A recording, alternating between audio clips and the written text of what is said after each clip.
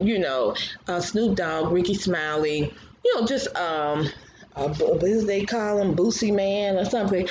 They're saying why you should know better because you're a black person, and your mama, your grandmama, they tell you certain things to say. Well, black has nothing to do with it. I'm going to say that being black has nothing to do with what she did. What she did, as you know, if you don't know, I am completing my degree, which I've always wanted to do my life, basically, in journalism. And so, one of the things that there are ethics, we have a code of ethics in journalism. And a few things that she did was very unethical as far as a journalist, and that was she didn't consider the audience. She didn't consider the sensitivity of the fact. Now, even if she wants to, as a journalist, if she wants to argue the fact, well, I just was getting the truth. You didn't need the truth for this particular thing. If this was something that was current, if he had died during the allegations of him in this particular assault case, then if that would have been different, because that would have been current, it's something that you probably, people were wanting to get to him and ask him, but unfortunately he passed away before it could be resolved. That would be one thing.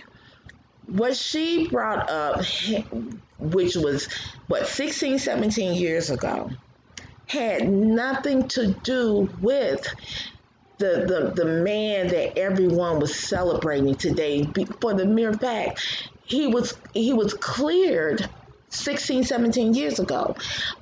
Even the person whom was also in the middle of that allegation, which was the at the time the alleged victim, she didn't even want to comment on it today. So there's this thing. It's this ethic, that journalism ethics, that we say there's a timing, there's a time and a place for everything. And had this been something current, Miss Leslie could have said to her, whatever we do, I don't want to respond to that. But again, as a journalist, whether she wanted to respond to it or not, we would come at it because it's current information, it's current news. So we're going to do that. However, it was not current, so Miss Leslie was not looking for that particular questionnaire to be addressed to her. So, and you can see that she was thrown off by, I can't believe this. So, and as of now, the only thing for me when I finally took to Twitter, because that whole day I was messed up from her interview, I was messed up. So by the time I, got to my Twitter, went to tweet, and I saw where everybody was feeling the same way. And I saw all of the responses, and I was like, yeah, what was up with that? I can't believe she did that. Who does that? And all I basically said was, say you're sorry, apologize, take ownership, and move on. But then I saw, like, the next day, her comment was, you know, she was disappointed with the network, and she didn't give anybody permission to post that. And I said, why is she adding insult to injury? And I tweeted that to her. I said, please stop playing with our intelligence. Uh, Excuse me, don't play with our intelligence like that. Just say I was wrong, which is another ethical code that we have in journalism. You accept responsibility, apologize, make it right. That's all she had to do. Um, but nonetheless, I'm not going to give her the satisfaction of making this boo hoo hoo hoo about her. Again, rest in peace, dear Prince. You did a good job. I just, my prayer is always that at the end of my life, what they say is not the number before or the number after.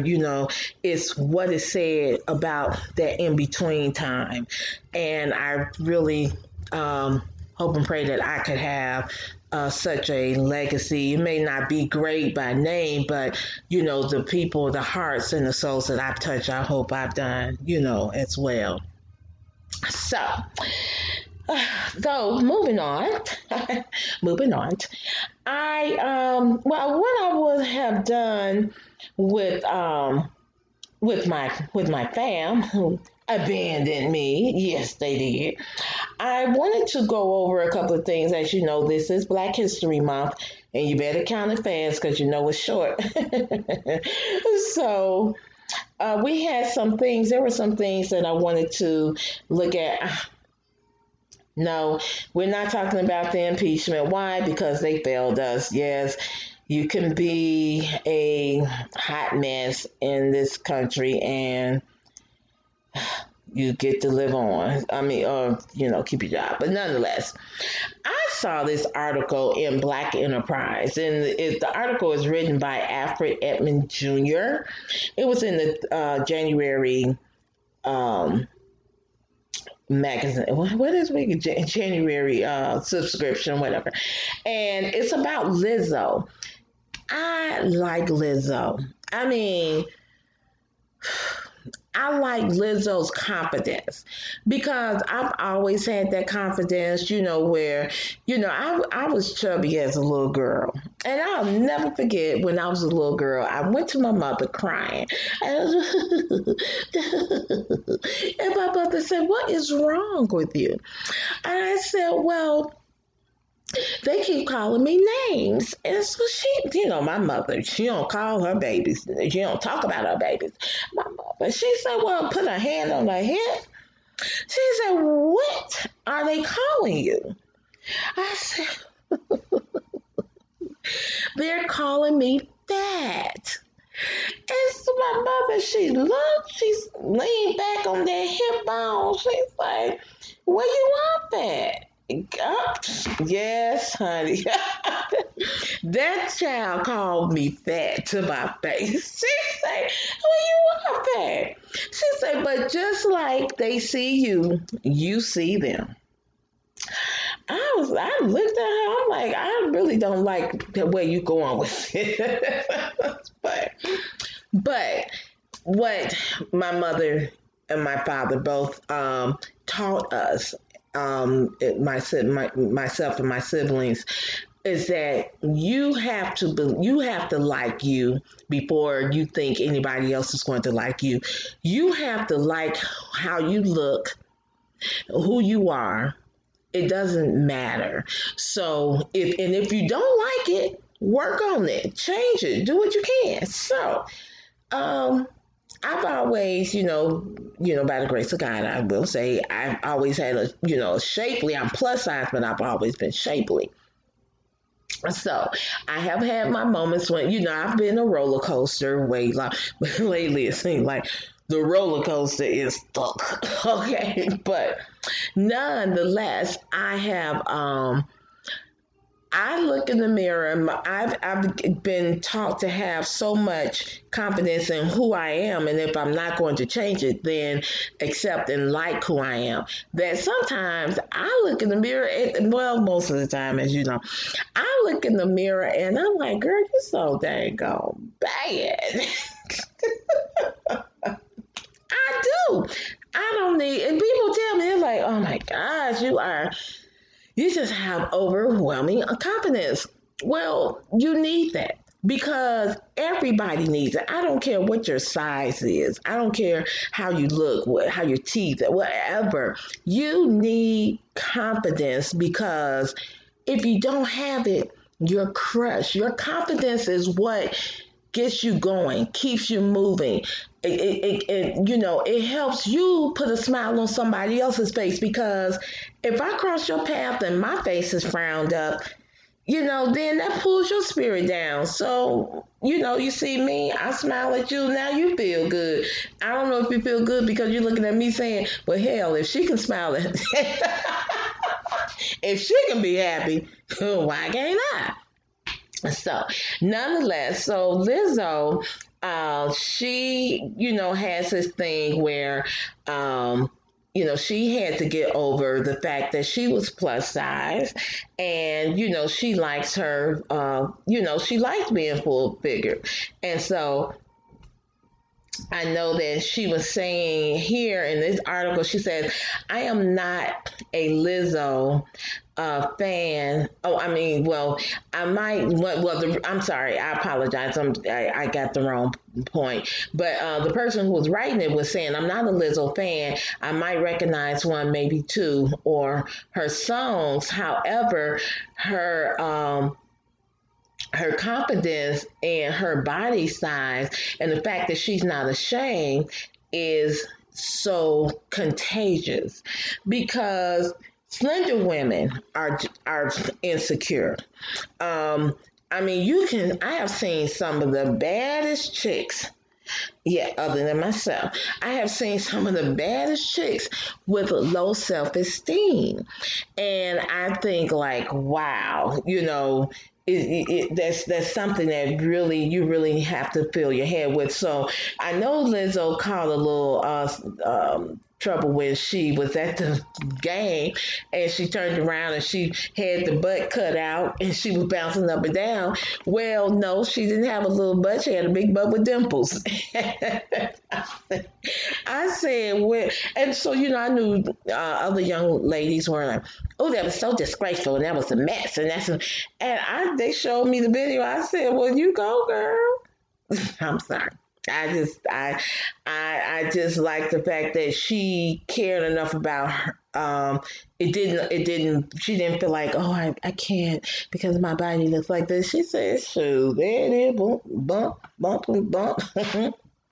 But anyway, so that was just my, just talking about how she doesn't feel restricted because of her body size. I mean, that is she. And then when you look at her and you look past, once your mind eliminates fat or plus size, basically fat, because plus size is just saying is more a little there. But once you get the thought out of your mind that a plus size person is not attractive, you see the beauty in them. Okay? Shoot, I ain't gonna even tell you how I wrote. But anyway, so I did want to mention again, this is Black History Month, and I wanted to hit on a couple of things. So also in that same magazine, why can't I think of what it's called? Not the subscription, but issue, the January issue. It mentions 20 millennial Black women-owned brands to support in 2020. Now, here's why I felt compelled to share this. Because I hear from people so much about how millennials are lazy. And I tell them all the time, no, because I have a millennial. Millennials are not lazy. I have a millennial. I have a lot of friends who have millennials. You know what I like about the millennials? Millennials want to be their own boss. You can't knock that. And it's sad when we as a people look at them as being lazy. I don't know, black, white, I don't know. If that's across the board, but as we know, most Caucasian kids, they have that option, or dream or whatever. But I know for the Black millennials, they want their own business, and I like that in them, because you should not live in a world where in a society where the only thing you're doing is training to work for somebody else. So